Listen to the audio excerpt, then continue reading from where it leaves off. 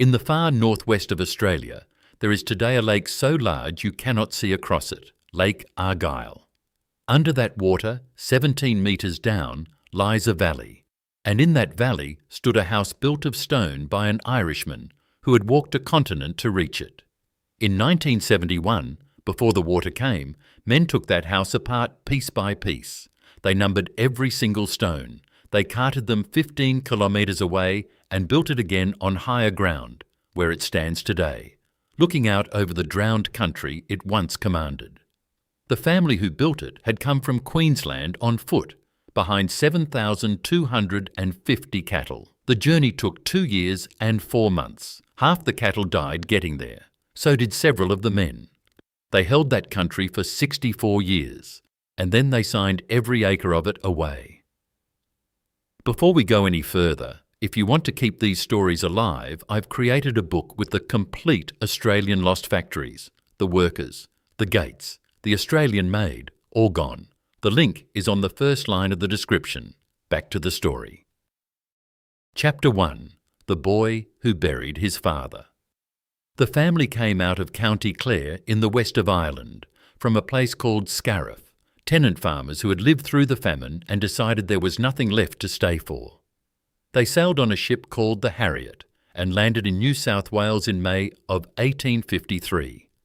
Patrick Durack, the eldest son, was 19 years old.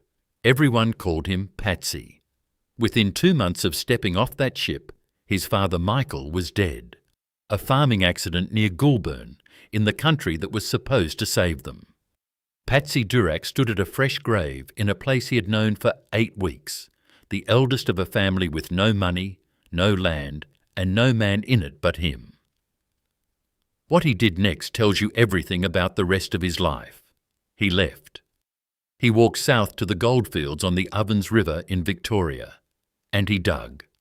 He was not a lucky man, and he was not a clever prospector, but he was relentless.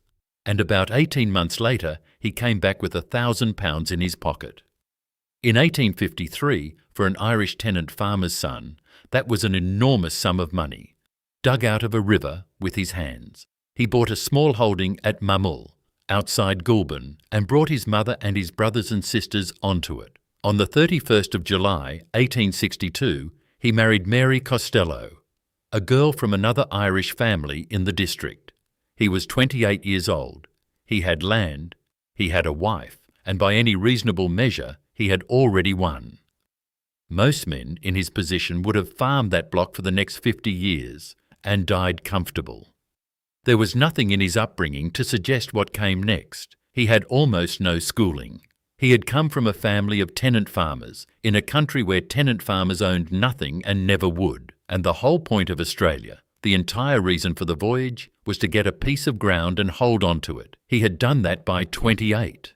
His mother was housed. His brothers had work.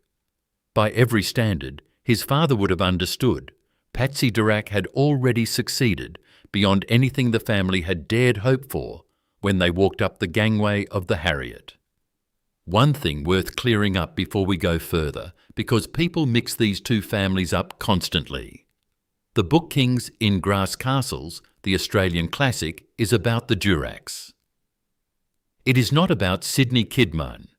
Kidman was a different man, a different empire, a different story entirely. This one belongs to a family from County Clare. Because Patsy Durack looked at his safe little farm outside Goulburn, and in 1863 he did something that any sensible man would have called a way to die broke in the desert. Chapter 2. Thigh Lungra. He went west, not to a district, not to a town, but into country that had no name on any map that mattered, out past the settled districts of New South Wales and into the southwest corner of Queensland. He took his brother Michael, a short, powerfully built man the family called Stumpy Michael, and his brother-in-law, John Costello. They took cattle and horses and everything they owned, and the drought took all of it. Every animal died. The men very nearly died with them, and here is the detail that the Australian Dictionary of Biography records in plain language. and which the family never disputed. The party survived only with the help of desert Aboriginal people.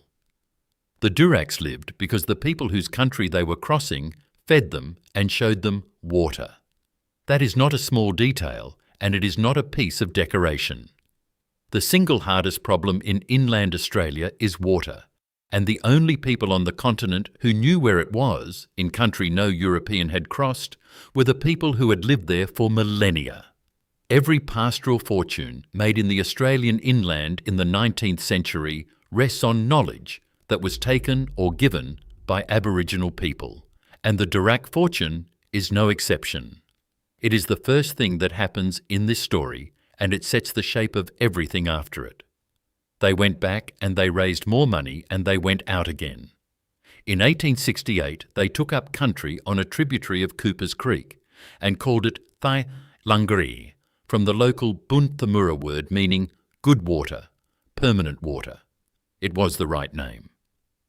They started with about 100 head of cattle. For 5 years they lived in bark and canvas. They lost stock to drought and to flood, and to the enormous distances involved in getting anything to a market.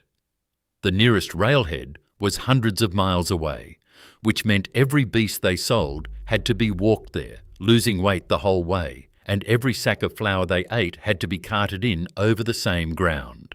A bad season could wipe out 3 good ones. Patsy brought his brothers in around him. He brought the Costellos. He put a store on the place because the money in a frontier district is never only in cattle. And it worked. By 1877, the herd was around 30,000. Patsy Durack had a homestead, a store, a family, a reputation, and by 1879 he was on his way to his first £500,000. He had taken raw dust and turned it into a Queensland fortune inside 11 years. And then Queensland began to fill up, fences went in, neighbours arrived. The great open runs were taken, and the price of new country climbed beyond what even a rich man wanted to pay. Patsy Durack, at nearly 50 years of age, began to look west again, at the only part of the continent still unclaimed. In 1982, he sent Stumpy Michael by sea to Cambridge Gulf, on the top of Western Australia, financed jointly with a Goulburn banker named Solomon Emanuel.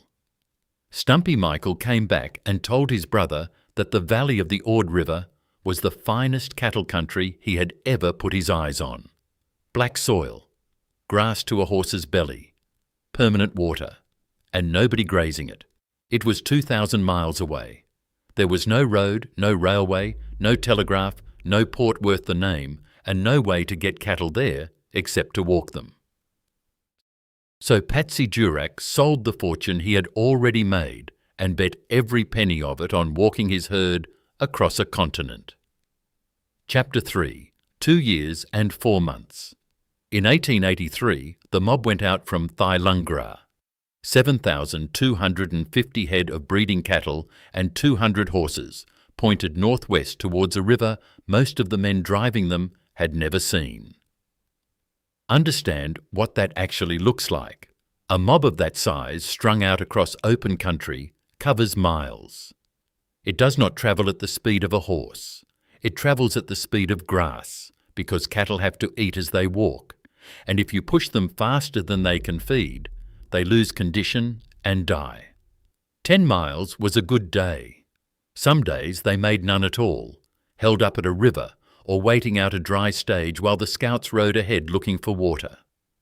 2 years and 4 months is not a figure of speech. It is 1,000 consecutive days of that. There was no track. There were no fences, no yards, no depots, no help of any kind. Everything the party needed for years they carried. Patrick Durack, a nephew known to everybody as Black Pat, was one of the men leading it. The party carried its own shoeing gear, its own harness, its own medicine, and enough flour and tea to last men and horses across country where resupply might be 6 months away.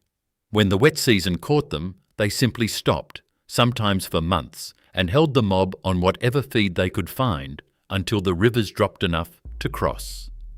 They crossed the Channel country, the Barkly tableland, The Victoria River District, some of the hardest ground on earth, through wet seasons that turned rivers into oceans and dry seasons that turned the ground to iron. The cattle died in the crossings, and they died on the dry stages, and they died of thirst and exhaustion and disease. The horses drowned, and the men died too. Fever took some of them, the rivers took others. 3 of the company did not finish the journey, buried where they fell, in country that had no name. They reached the Ord River in 1885, 2 years and 4 months on the road. Of the 7,250 cattle that had walked out of Thylungra, about half arrived. The venture cost roughly £72,000, an immense sum, and Patsy Durack had gambled everything he owned on it. The Australian Dictionary of Biography, in an entry written by Patsy's own granddaughter Mary, calls it the longest drive undertaken by Australian drovers up to that time. 2 years and 4 months, 3,000 miles, half a herd, and several men in the ground. They stood on the banks of the Ord and looked out at a valley of black soil and long grass with no fence and no house and no white man on it, and they believed they had found empty country. It was not empty. It had been occupied for tens of thousands of years. Chapter 4. The country that was already taken. The valley of the Ord is Miriwung country. To the north and east are the Gajarong. South of them are the Gija, and beyond them the Jaru and the Malnjin. These are not vague categories. They are nations with boundaries, languages, law, and title, and they had held that country since before Ireland had a written history. Trade routes ran through the Kimberley carrying pearl shell inland for 1,000 miles. Songlines crossed it. Every waterhole in that valley had a name, an owner, and rules about who could drink from it and when. The Kimberley is not marginal country to the people who belong to it.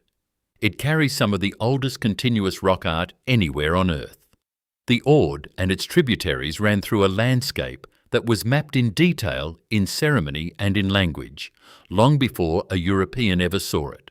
And the black soil plains that Stumpy Michael Durack looked at and valued as fattening country were valued by the Miriwung for entirely different and much older reasons. What Patsy Durack held was not ownership in the way the word is normally used. It was a pastoral lease, a document issued in Perth, 2,000 miles away, granting the right to run cattle across country that the men issuing the document had never seen, and whose owners they had never asked. That is the whole legal foundation of the empire, and it is worth saying plainly because everything that follows comes out of it. In 1886, the Duracks established Argyle Downs and Ivanhoe stations and put a store in at View Hill near the mouth of the Ord. The same year, the first police arrived in the East Kimberley, cattle and constables, in the same season. The collision was immediate, and it was structural. Cattle drink the waterholes and foul them and eat out the grass. And the animals people had hunted there for millennia go elsewhere. So the people speared the cattle, because the cattle were now standing on their food and drinking their water. And the pastoralists answered as pastoralists across the north answered, with rifles and with police. There is a straightforward economic logic underneath the violence of the Australian frontier, and it is worth stating without flinching. A beast speared was money lost. The law of the colony recognised the pastoralist cattle as property, and recognised no property, and for a long time no real rights at all, in the people whose country the cattle were eating. So one side of the collision had the courts, the police, the rifles and the newspapers, and the other side had spears and the country itself. In 1892, the Western Australian Parliament made cattle spearing a criminal offence and brought back flogging as a punishment for it. A quarter of the state's police force would end up deployed in the Kimberley, in a district holding around 1% of the colony's white population. In November of 1886, on a ridge near Mount Duncan, that collision killed a Durack. What followed was the largest massacre event in the recorded history of Western Australia. Chapter 5. Big Johnny. On the 17th of November 1886, John Durack, a nephew of Patsy's known to everyone as Big Johnny, was riding with his cousin John Wallace Durack near Mount Duncan on the Northern Territory side of the border. They were ambushed. Big Johnny was speared and died. John Wallace got away and survived to be an old man. A party of about 20 rode out after them. Police, Sergeant Trusglove and Constable Strickland among them. Civilians. And Michael Durack, Big Johnny's own kin, rode with it. This was the standard response of that district in those years, and it had a name that everyone used without embarrassment: a punitive expedition. It was not an investigation, and it did not aim at finding the individuals responsible. It aimed at what the language of the time called dispersal, and dispersal meant shooting. What that party did is recorded in 3 very different ways, and the honest thing is to give you all 3. The official police report of the time recorded 2 men killed, described in the report as the ringleaders. 2. 6 years later, in November 1892, a solicitor wrote to the West Australian alleging that in the reprisals for Big Johnny Durack's death, 100 or 150 Aboriginal people were slaughtered in cold blood. A police file from the same period records a settler admitting that he, with others, had rounded up about 120 people and shot a large number of them, and that those shot included men, women and children. And in March of 2022, the University of Newcastle's Colonial Frontier Massacres project, after going through the archives, concluded that 3 separate massacres were carried out in reprisal for Big Johnny Durack's death, and that more than 220 Aboriginal people were killed. It is, on their finding, the largest massacre event in the history of Western Australia. The killing went on for weeks and crossed the border between 2 colonies. Those 4 accounts cannot be reconciled, and nobody should try. The gap between 2 and 220 is the whole story of frontier record-keeping in this country. The official file was written by the men who did the shooting for a government 2,000 miles away, and it was never going to say anything else. 2 things need saying, because they are true and because they matter. The first is that the reprisals were carried out by police and by civilian volunteers, and no member of the Durack family has ever been shown in any archive to have personally fired a shot in them. Michael Durack rode with the party. That is documented. Anything beyond it is not. The second is that the men who did this were not hiding. One of the civilians who led punitive expeditions in that country, a man named August Lucanus, was still writing about it 50 years later in memoirs serialised in a Perth newspaper in 1937, and the tone in which he counted the dead was pride. 73 years after Big Johnny died, a member of the Durack family would sit down and write about those weeks. What she wrote is not what most people think it says. Chapter 6. Grass Castles. The empire went up fast after that. Argyle Downs, Ivanhoe, Lissadell, Rosewood, Auvergne and Newry across the territory border. At its height, the Durack enterprise ran 5 stations covering an area the size of Belgium, nearly 6,000 square miles of it held under lease, and later a tract of some 10,600 square miles across the 2 colonies. The cost of holding it was paid in the family's own blood, as well as everyone else's. On the 24th of January 1893, Mary Costello Durack died of malaria at Argyle. She was 52. She had followed her husband out of a comfortable farm at Goulburn into Queensland and then across a continent into a valley with no doctor and no town, and the fever took her there. The year after she died, Patsy Durack and his sons began building a house, not a bark humpy, not a mud brick hut like the one the floods had taken. A house of local stone, mortared, the walls thick enough to hold the heat off, finished in 1895. The mortar was reportedly made from crushed termite mounds, the only cement that country offered. It was the first permanent building in that valley, and it said something very simple: we are not leaving. Consider what building it actually involved. Every tool, every window frame, every nail came in by sea to Wyndham and then overland by wagon. The stone was local, quarried and dressed by hand on the spot.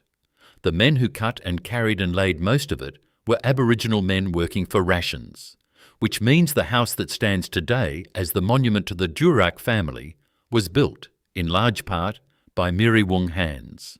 In May of 1897, the enterprise was incorporated as Connor, Doherty and Durack Limited. The empire had become a company. On the 20th of January 1898, Patrick Durack died at Fremantle. He was 63. He had buried his father 8 weeks after arriving in Australia, dug a fortune out of the Ovens River, made and abandoned a Queensland empire, walked 7,000 cattle, 3,000 miles, and put a stone house in a valley 2,000 miles from anywhere. 3 years later, in 1901, his brother Jeremiah, known as Galway Jerry, who had founded Rosewood, was speared and killed while he lay asleep on the veranda of his own homestead. His son Patrick was wounded beside him. Most of the family were in Perth at the time. 15 years after Big Johnny died at Mount Duncan, the frontier was still killing Duracks in their beds. The man who inherited the running of all of it was Patsy's son, Michael Patrick. He would hold it for the next 50 years, and he would be the last Durack to run cattle on that country. Chapter 7. The Men Who Ran It. Michael Patrick Durack, born 1865, known in the family as MPD and to half the Kimberley as Miguel, was managing director of Connor, Doherty and Durack and the member for Kimberley in the Western Australian Parliament from 1917 to 1924. For half a century, in every practical sense, he was the empire. Every decision of consequence went through him, but he did not muster the cattle. The empire ran day to day and year to year on Aboriginal labour. Miriwung and Gijar stockmen worked those stations, and every account of that country agrees on their quality. They were exceptional horsemen and exceptional cattlemen, working country their families had known for thousands of years, which is precisely why they were better at it than anyone the company could have brought in. Johnny Walker was head stockman at Ivanhoe. Bungaldoon was a senior tribal man on that country. Their names survived because somebody wrote them down. Most did not. Whole families lived on those stations, generation after generation, working the same country their ancestors had held. The stations could not have functioned without them for a single season. Mustering that country meant weeks in the saddle across enormous unfenced runs, in heat that regularly passed 40 degrees, and it required men who could read the ground, find water, and handle half-wild cattle in scrub. That was not a skill the company could hire in Perth. It existed in the Kimberley, and only in the Kimberley, and it belonged to the people the company was paying in flour. They were not paid wages, they were paid in rations: flour, tea, sugar, tobacco and beef off the station. That was the arrangement across the whole northern cattle industry, and it lasted, on the Kimberley stations, until 1968.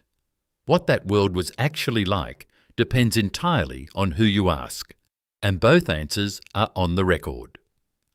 Jack Bungayeri Sullivan was a Gadgerong stockman who worked that country and told his life story to a researcher in the early 1980s.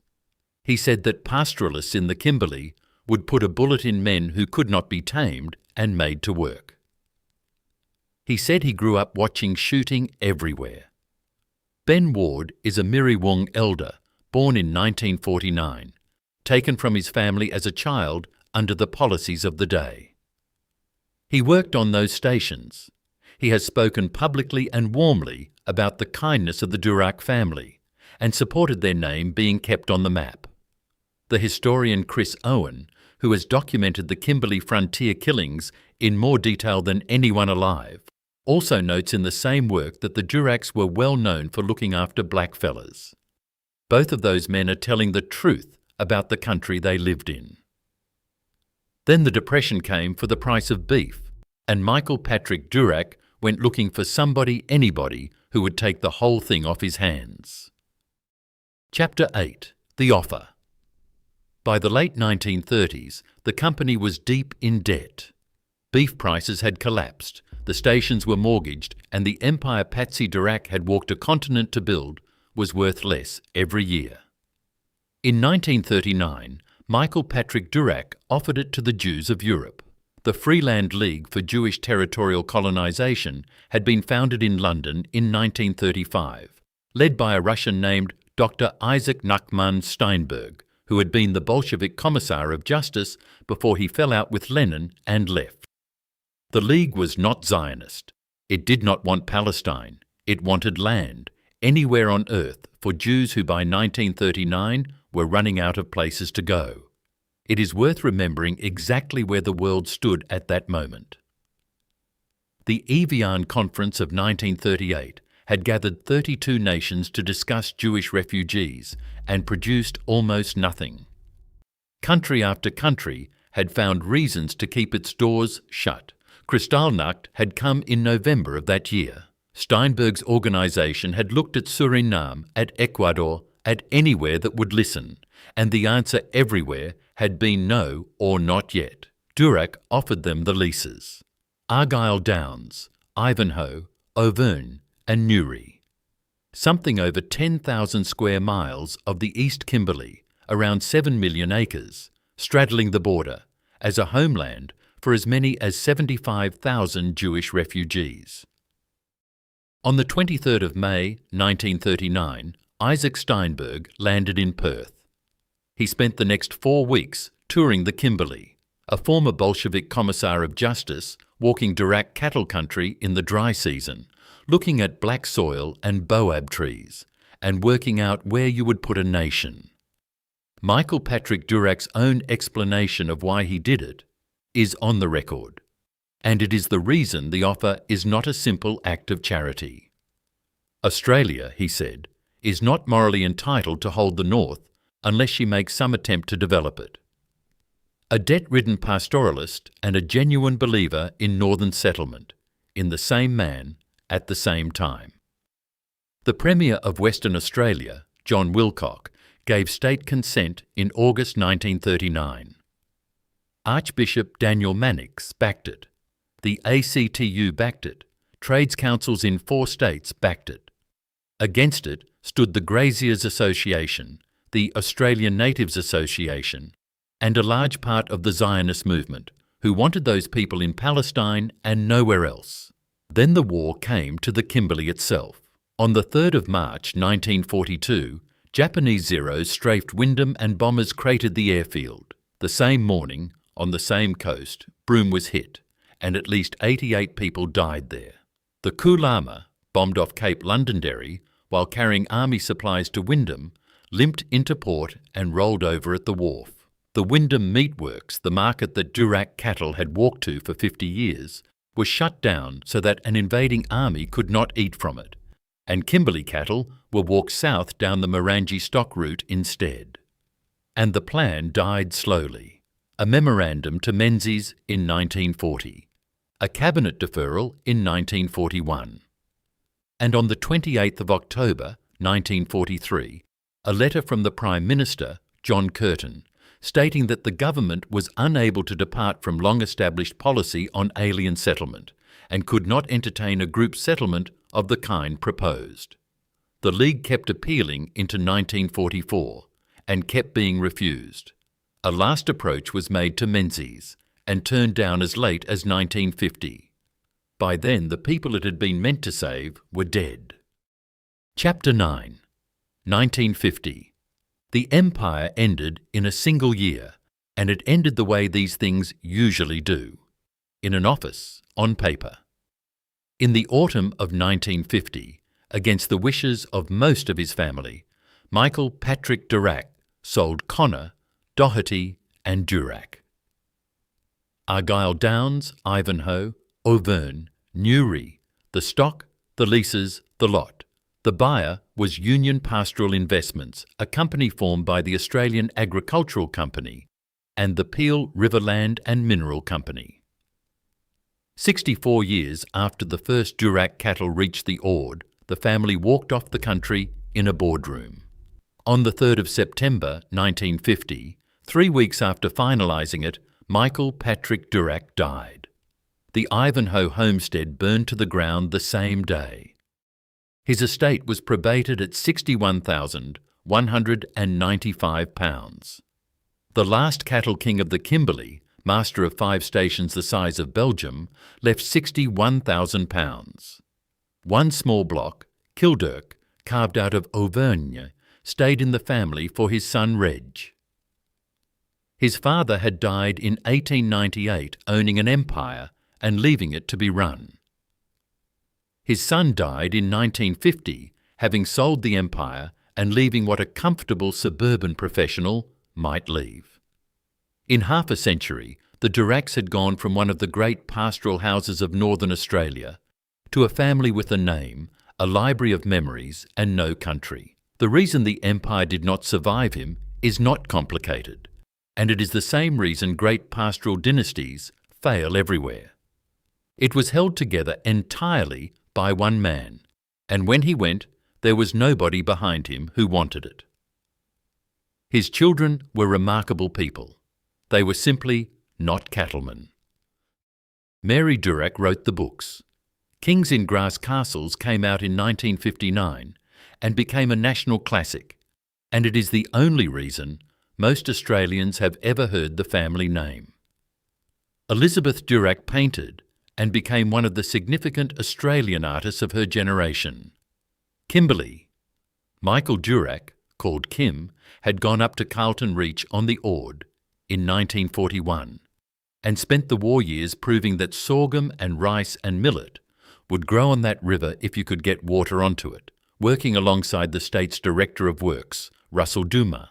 Peter Durack went into the law and then into the Senate, became Attorney General, and gave the country its Freedom of Information Act. Not one of them took the cattle. There is a pattern here that runs through every great landed family in the world. The first generation builds it with their hands. The second holds it. The third is educated, cultured, and interested in almost anything else. And 21 years after his father sold the stations, the irrigation scheme that Kim Durack had spent the war dreaming up came for the valley his grandfather had crossed a continent to reach. Chapter 10. The Drowned Country. The Ord River Dam was completed in early 1971, and the water began to rise behind it. The Argyle Downs homestead stood directly in the path of it. So before the valley filled, men went into that house with chisels and numbers and took it apart. Every stone was coded and lifted out and carted into Kununurra and stacked. Then it was built again, about 15 kilometres from where it had stood, on ground above the waterline, roughly 85% true to the original. They left the kitchen out. The graves were moved too.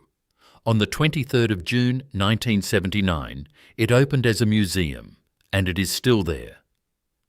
The water came faster than anyone had forecast. Aboriginal sacred objects in caves along the valley were lost under it. Stranded wildlife had to be lifted off the rising islands in an operation somebody nicknamed Noah. The lake that filled that valley is the largest artificial body of water in Australia, and everything the region has become since, the irrigation farms, the town of Kununurra, the melons and the sandalwood and the sugar, came out of it. The Ord scheme worked. The country downstream is green now, all year, in a place that used to burn brown for 8 months out of 12. It just arrived 21 years too late to save the family whose valley paid for it. 3 years earlier, in 1968, the equal wage decision had finally reached the northern cattle stations. Aboriginal stockmen who had worked that country for rations for 80 years were entitled at last to be paid for it. What happened next across the Kimberley is well documented. Rather than pay, many stations let their Aboriginal workers go, and families who had lived on that country for generations, on their own country, were moved off it. In 1959, Mary Durack had written about the killings of the frontier. She wrote of a conspiracy of silence among the pioneers, and people quote that line as an admission. The full sentence is not an admission. She wrote that the silence added colour to the rumours, so that while the pioneers took much rough justice into their own hands, they were no doubt less devastating to the local tribes than was sometimes said. She recorded the violence, and in the same breath she made it smaller. The fuller account came from somewhere else, from Chris Owen going through police files, from the Newcastle historians counting the dead, from Jack Sullivan telling a stranger what he had watched as a boy. Mary got closer later. In 1972, she wrote a poem called Lament for the Drowned Country, in the voice of a Miriwung woman named Maggie Wallaby, about the valley going under.